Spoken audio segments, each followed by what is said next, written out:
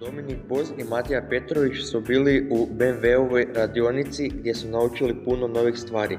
Radili su razne poslove kao na primjer premontiravanje kotača, mijenjanje prednjih diskova i disk pločica, ozračivali su kočnice, mijenjali hladnjak EGR-a i pomagali u raznim poslovima. A Karlo Lovković bio je u radionici u kojoj se radi na vozilima marke Volvo, te je tamo također radio razne poslove, kao na primjer mijenjao je vjetrobransku staklo, prednje diskove i pločice, mijenjao je gume i također je pomagao u ostalim poslovima.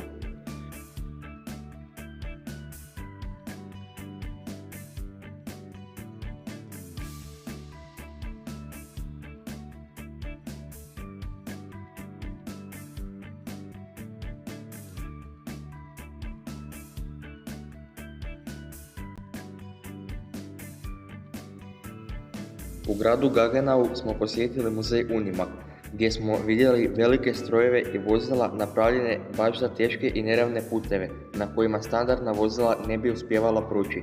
Imali smo priliku voziti se u jednom od strojeva. Naravno nismo propustili tu priliku, a iskustvo je bilo nezaboravno.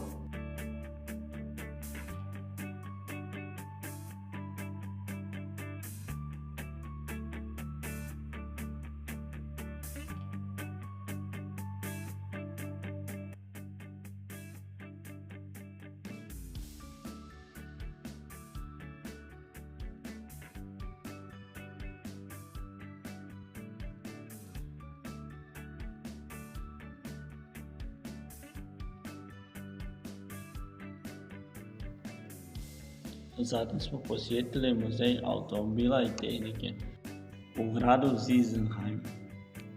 U ovom muzeju smještena su trkača vozila, vozila iz prošlog stoljeća, vojna vozila, olupina vojnih vozila, tenkovi i avioni. Prikazani su američka, njemačka i ruska vojna vozila, te vojnici u odorama.